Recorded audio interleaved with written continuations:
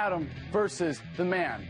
Tonight, we'll expose the gun in the room with Stefan Molyneux, mourn free speech with the CIA Daily Intel briefer to President Reagan, Ray McGovern, and find hope with Charlie Veitch, British Love Police. You say you want a revolution? I've got some good news for you. The revolution will be televised, and the Lovolution will be televised, and you're watching Adam versus the man.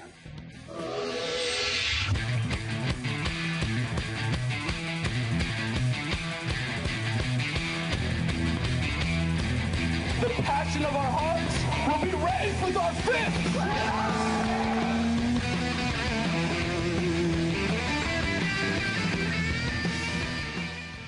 George Washington neatly summed up the nature of government when he said, "Government is not reason, it is not eloquence, it is force. Like fire, it is a dangerous servant and a fearful master." Unfortunately, most commonly used definitions of government are useless and amount to little more than the people in charge. A precise definition would look more like this. Government, a fictional entity used to describe the group of people who have been granted, by consent of the population, a monopoly on the use of force in a specific geographic area. The founders of this country, and I don't say founding fathers to honor the essential role that women played, understood this and set out to form a government based on the ideals laid out by Thomas Jefferson in the Declaration of Independence. By virtue of our humanity, we are by our nature free and independent. Any use or threat of force against you, be it by a mugger or a tax collector, is a violation of your freedom. Joining us now from Ontario, Canada, is philosopher Stefan Molyneux, host of freedomainradio.com, the most popular philosophical conversation in the world. Stefan, thank you so much for joining us. So, thank you, Adam, and congratulations on the show. It's very exciting. Thank you, thank you. We're very honored to have you on for our first episode tonight. Well, let's cut to the chase. Tell us, what is the gun in the room? What do you mean when you say that government is backed up by violence? Well, Adam, there's an old Chinese proverb which says that the beginning of wisdom is to call things by their proper names. And we so often forget this when it comes to government, when it comes to the state. Governments are different from every other social agency that we have, in that governments have a legal right, in fact an obligation in many situations, to initiate the use of force. Not respond to the use of force. Self-defense is a universal right in most legal systems, but to initiate the use of force. And that is very different from what you and I have as legal rights. So I can't go next door and threaten my neighbor with force in order to get him to pay for my child's education. But the government can through property rights and the educational system. I can't find some guy in my neighborhood who's smoking some herb that I find objectionable, lock him up in some basement, and then call myself an armed warrior for justice through the war on drugs. I can't print money based on nothing and use it as legitimate currency. The government can. And I can't create debt that other people have to pay without any choice in the matter. That's called fraud, but for the government it's called deficit financing, and it goes to future generations. So government, by definition, is that social entity which legalizes whatever is criminal for everyone else in the population. And this creates two opposing moral systems, government and private, and they tear societies apart unless and until we find ways to reconcile these opposing moral systems. And we do that by consistently and continuously pointing out that whenever people talk about the government, there is a gun in the room. Law is an opinion with a gun. And once we keep pointing out that there's a gun in the room, and the gun is getting bigger and bigger as government gets bigger and bigger, we can begin to look for peaceful and voluntary solutions to our complex social problems. Now, you've said that all governments share this nature, that all governments are essentially competing protection rackets. Is there nothing special about America, then, in the human quest towards freedom? That's a good question. I would say that all philosophy is about definitions. It's irritating that way, but liberating in a way, too. So if you define America as a piece of land with a past and a future, then it's not special. It's just like everything else. But if you define America as the ideals under which the American system was founded, then I think you have something very special in the concept of American exceptionalism. The ideal that America was founded on, of course, was freedom from arbitrary force, freedom from the initiation of force, freedom from tyranny, freedom from theocracy, freedom from aristocracy. And that's why they founded not a democracy, which is all you ever hear about these days, but they founded a republic. In other words, to bind the government down, as Harry Brown used to say, in the chains of the Constitution. And unfortunately, it didn't stay that way. It took maybe 80 years for the government to break out of those bounds and begin its huge growth into the monster that we see today. But I think that America is extremely important in terms of its instructive history. So I don't think it's accidental, Adam, that America started with one of the smallest governments in history and now has ended up with one of the largest governments in history, with an empire the likes of which the world has rarely seen before. Small governments promote economic growth. The night watchman state that protects persons and property promotes economic growth. That economic growth causes a massive increase in wealth. The government begins to swallow that more and more. The Leviathan begins to swallow things up more and more, creating more and more control of the economy, strangling economic growth, which is unfortunately the situation that most of the West is in today. Well, Stefan, I know in Canada you're certainly have good reason to be afraid of what's going on here in America, because you've got it going on there too. But there are those of us here in the United States who are working to bring America back to those ideals. Thank you so much for joining us tonight. Thank you, Adam. That was philosopher and host of freedomainradio.com, Stefan Molyneux.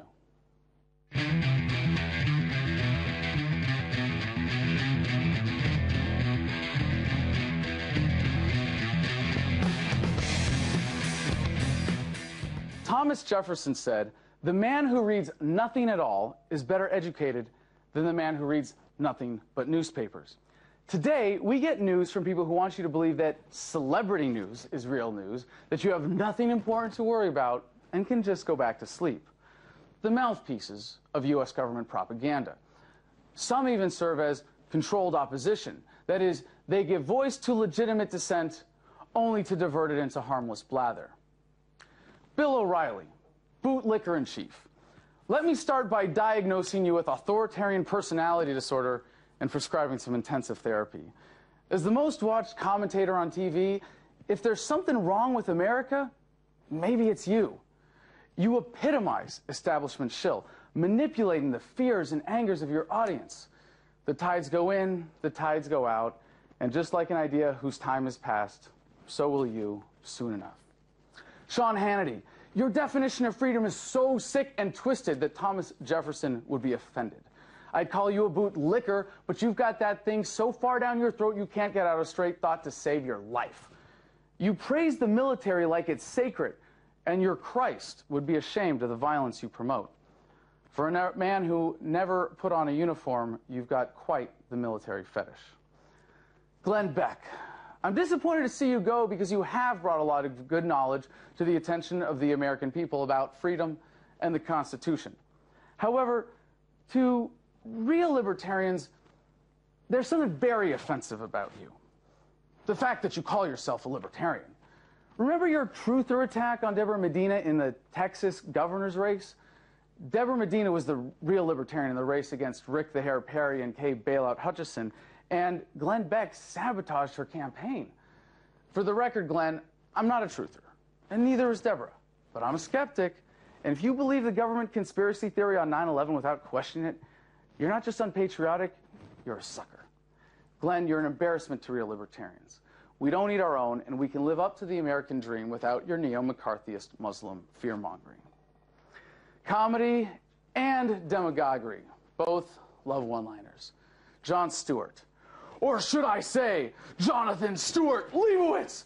Maybe you just didn't want people to know that your brother is the COO of the New York Stock Exchange. Just kidding. I'm not going to play the replacement for your Glenn Beck punching bag. I think you're hilarious, but it's easy to be funny when you can just be cynical and laugh off important issues, as if you're too hip and cool to offer any real solutions. Your kind of cynicism, that is, if it's not just from your writers, is part of the problem in this country. Anderson Cooper, wish I could have been in Egypt with you. You really are amazing to get down in the crowd like that and get pummeled without getting a scratch on your face or a hair out of place. Chris Matthews, former Media Matters for America Misinformer of the Year. Has that Obama tingle up your leg reached your brain yet? Ed Schultz, the worst kind of hypocrite. Please tell me the Obama administration put you on the payroll as the biggest cheerleader for the war in Libya? For my fellow libertarians on TV, John Stossel, Judge Andrew Napolitano, question. John, are you aware that your mustache makes you look like an 80s porn star? Judge, is Fox still going to let you invite me on your show after this? Keep up the good work, gentlemen. Now that you're watching RT, you're at least enjoying a different perspective on the world. But if you want, you can always go back to... Actress Lindsay Lohan back in court. Tiger has told Rachel that these women meant nothing to People him. are suggesting she's a hooker. No, she says, she's a porn star. So if that's what our corporate media wants us to be distracted by, we can still count on the First Amendment to protect our freedom of speech, right? Well, it's more like you're free to talk about what we tell you to talk about. Our next guest is Ray McGovern, who delivered the CIA daily intelligence briefing to President Reagan and had become one of the leading voices of dissent in America, speaking out against our unconstitutional foreign policy and the erosion of our civil liberties. Ray, thank you so much for joining us. You're welcome. Now, you were at an event where Secretary of State Hillary Clinton was, of all things, talking about free speech in the Middle East. We have a clip from that. Let's play that clip. TV satellite signals were jammed and internet access was blocked for nearly the entire population. So this is America. The government This did is not America. want the Who are people you? to communicate with each other, Isn't that right? and it did not want the press. So, Ray, tell us what you were doing there. What were you trying to accomplish? What happened? Well, I was there to hear the speech, actually. It's at George Washington University. But I got really turned off with the standing ovation and the offensive kind of psychophancy that was greeted her. So I took off my shirt, and I had Veterans for Peace on my shirt, turned my back, and decided I would not let her get away thinking that everybody supported her policies. Your answer to the standing ovation. Yeah, and so I stood, but I didn't sit down, and I had my back to her. I was about 12 yards in front of her, and the clip comes on when I'm being taken out, and she's just after saying, and the government in Egypt pulled the plug, right? While you were getting the plug pulled on yourself. The cell phone service was cut off, internet blocked. The government didn't want the people to communicate with each other or with the press, and didn't want the world to watch. Okay. So then I get thrown out. Is free speech dead in America? Well, it's limping, okay? But if she thinks that this kind of brutality is going to stop free speech, she's got another thing coming. I understand that she watches RT every now and then. She does, and she believes that we are the ones who are winning the information war here in the United States. Said something about not getting any real news from the other media broadcasts. And of course, none of the media, what they call the mainstream media, carried any of my brutality against me. But I have some more, if Hillary is watching now, I have some words for her, Here's some real news for you, Madam Secretary. We're not going to stop, We know what was necessary to defend the freedoms in the First Amendment. You know, and I know, and other veterans know. She doesn't know, her boss doesn't know, her husband doesn't know. They don't know from nothing. They don't know what war is like. And so we're going to continue to speak out. We're not going to let this infringement on our First Amendment rights continue. And unless the American people at large, and I don't think they are, unless they're as dismissive of constitutional protections as the fellow that she works for, and others in that coterie, and then we will prevail. It will just take a little struggle, a lot of standing up, and maybe a little brutality against us. That doesn't mind. Amen. We're used to it. Amen. We'll see you in the trenches, Ray. Thank you so much for joining us tonight. Welcome. That was Ray McGovern, the former CIA analyst who was responsible for President Reagan's daily intelligence briefing. When we come back, we'll see how the root causes of the revolutions in the Middle East are affecting Americans and consider what the new American revolution, love-olution, might look like. You're watching Adam versus the Man. Stay tuned.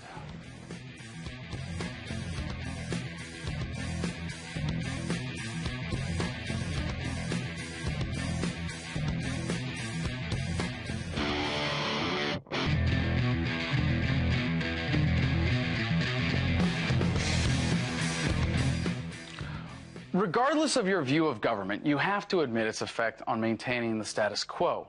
A government designed to serve the few at the expense of the many will resist change. But what happens when the established order becomes obsolete and the government stands in the way of progress? The answer is revolution. And while we might not be as close to one as some countries in the Middle East, we just as badly need to shed the old order. Those who wield the guns of government, that is, police, military, all government security forces, have a unique responsibility in times like these. Knowing that government is force, you have a duty to ensure that force is only used for moral purposes. When the government begins to behave erratically in times of crisis, you have a choice. In the face of uncertainty, you can cowardly seek the comfort of the ranks and look to authority to tell you where to point the guns. Or you can turn to the one reliable source for guidance that you have when instant obedience is being called for: your own conscience. In Egypt, security forces attempted to put down the protests with violence, and many suffered despite the military's presence. The army, which had previously sided with the protesters, now has become the tool of oppression as they force protesters from Tahrir Square. In Iraq, Afghanistan, Pakistan, Libya, and God knows how many other countries, brave young men and women willing to fight and die to protect our fellow Americans are fighting a new kind of war. No other generation in American history has been able to go to an on-base internet cafe between firefights. How can you go back to the violence after that? How can you come home from war, get on Facebook, and not weep for the loss of shared humanity that is war? My fellow veterans, we have a special role now. Our opinions of particular policy may vary, but we share a willingness to put our lives on the line for what we believe in. Let's make ours the last generation of war veterans the world will ever know. As the last participants in mass organized violence, let us show the world that war is obsolete. In the age of the internet, poor men will have the wisdom to not fight and kill and die in rich men's wars.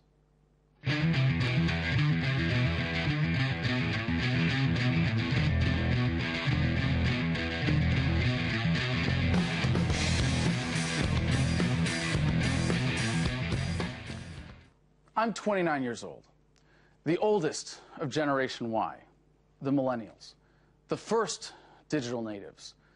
For those my age, we grew up alongside the internet. But the kids today, some kids today even have smartphones in high school classrooms. I might get the internet, but people that seem young to me are different. It's as if you have the internet hardwired in your brains. And all of the implications of the internet, all of our potential with it, all of the promises rest with you. You can lie to us, but you can't get away with it for very long. We have the truth button right there, just one click away. And we've been asking our parents' generation why for our whole lives. And it seems that the more we ask why, especially when it comes to government, the less satisfying the answers become. Mom, Dad, thank you for providing me with a loving home and so much encouragement through the years. Like so many of your generation, you did not stay together to see me grow up, but as you said you wanted to achieve, you have given your children everything we could possibly need to exceed you. You probably won't enjoy the benefits of the Social Security system you've paid into, but we'll do our best to be there for you as you were there for us, and I love you both. To my younger siblings, Andrew, Alex, Alden, and Audrey, despite our parents' best efforts, you have been raised in an educational paradigm designed to crush the human spirit in exchange for obedience and conformity, but most importantly, subservience. When you turn 18 in America today, what they call your share of the debt is over $45,000. Remember, even under the limited notion of what we are taught is slavery, the masters fed the slaves enough to keep them productive. Humanity will come to a crossroads like we have never seen. And Audrey, Alden, Alex, Andrew, you had better start paying attention to things that matter. This show is dedicated to you. Our parents' generation left us with the greatest technological capabilities in the world, but also left us the greatest challenge the world has ever known. It is up to our generation to figure out how to achieve the things our parents told us we need government for without the violence, without the force and coercion and exploitation. And we will. And thanks to the highest ever rates of youth unemployment, our parents have given us plenty of time to figure this out. But this is far bigger than the American system of government, which, by the way, if you are my age or younger, you'll probably outlive. Humanity itself is at a crossroads, and like no generation before us, we have an opportunity to shape its destiny. We have seen the impact of the internet on what, when we step way back, seem to be relatively superficial issues. Our parents called it a revolution when the internet fundamentally changed the way we do logistics, shopping, communicating. But we have yet to see the full impact of the internet on society, and when our generation is in charge, we will have started to realize the true revolution of the internet, the paradigm shift, the love-evolution. I'm not going to tell you that you have a responsibility or a duty. You have a choice. If you choose to be a participant in the world around you and not just a spectator, I hope I can be of help. This show is about empowerment. The man is just a way of saying everyone who thinks they can force you to live your life a certain way. No human being has the right to take another's freedom, and to do so is to rob humanity of its potential. We are all better off in a world based on cooperation, not coercion. Respect, not violence. Love, not fear. Although it may not look like any we have seen before, what we are experiencing in America today is nothing short of a revolution of ideas, a paradigm shift. The old order is crumbling before our eyes. There's an old Chinese proverb that goes, "May you be blessed to live in interesting times." I'd like to update that, begging permission from the Chinese, which is appropriate since they practically own us now. May you be blessed to be living in neo-revolutionary America. Just as today, we look back fondly on those nameless primitives who made fire and invented the wheel, someday, perhaps from another planet, people will look back on our generation as the one that wielded the internet and defeated governments.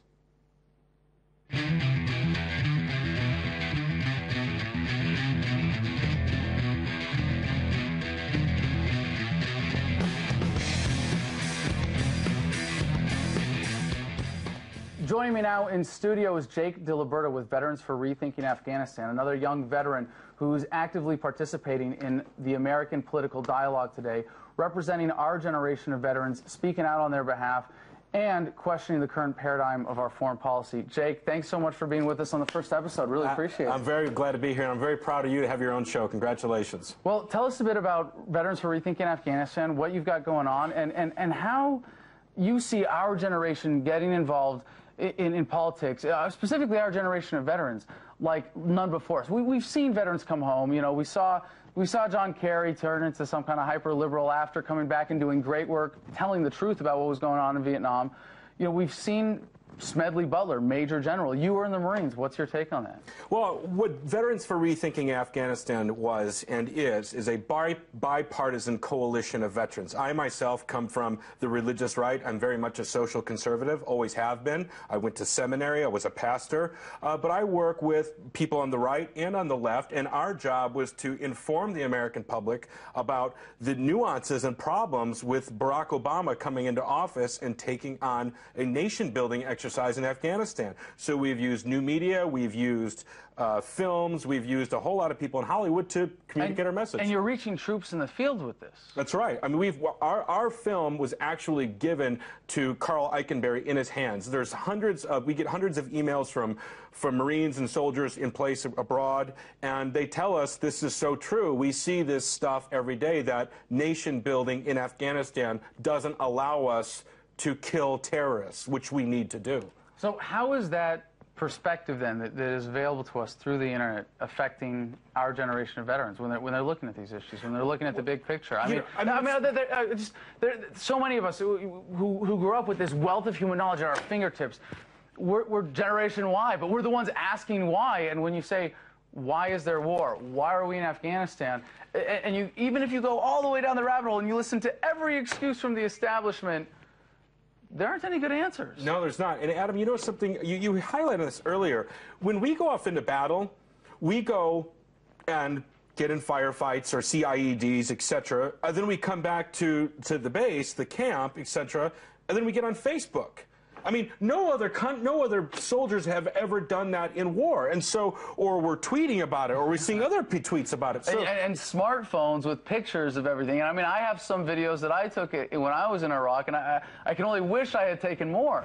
Yeah. So now the war is becoming viral. It's becoming at the fingertips of everybody, and I think that in terms of the way that we understood war before has fundamentally changed, and those of us that went from the battlefield to going on Facebook, we have a different perspective about war. So you can today truly be opposed to nation building, like as I am, and be a conservative for our own conservative reasons, and be influenced completely different.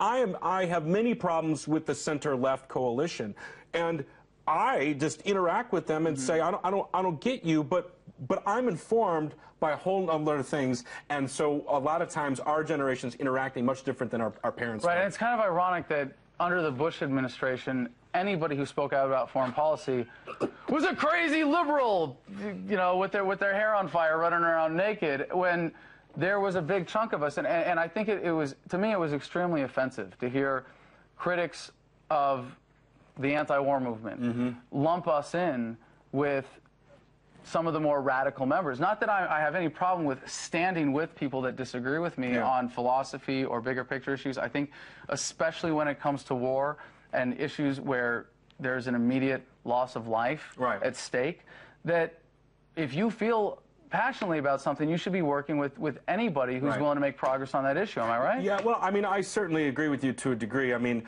the left anti-war movement, I mean, bothers me so much because they try to hijack those of us who are conservatives but who are opposed to the war for our own reasons. They try to hijack us and lump us into this leftist agenda, and I mean, I'm not for Obamacare. I'm not for the Democrats. I think the Democrats are parasites that try to eat American freedom. But I'm certainly, if they're opposed to war, I'll certainly stand with them and say, hey, we're both opposed to the war, but we have our different reasons, and I'm not a part of the left.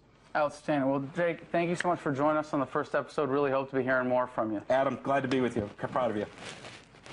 Sorry we couldn't get you our scheduled guest, Charlie Veach from the British Love Police, this evening. We'll get him on in a future episode. There's a lot of inspiring work going on there, and he's working right now to disrupt the royal wedding coming up just next week. Thank you so much for tuning in to our first episode. There are many more to come, and I would love nothing more than to involve you in the process of making this show something of value to the freedom movement. So please check out our website, adamversustheman.com, to vote on guests and topics, and find me on Facebook and Twitter. You can catch the broadcast live as it airs at rt.com/USA and on YouTube. This is Adam Kokesh from Washington, D.C. Keep loving, keep fighting.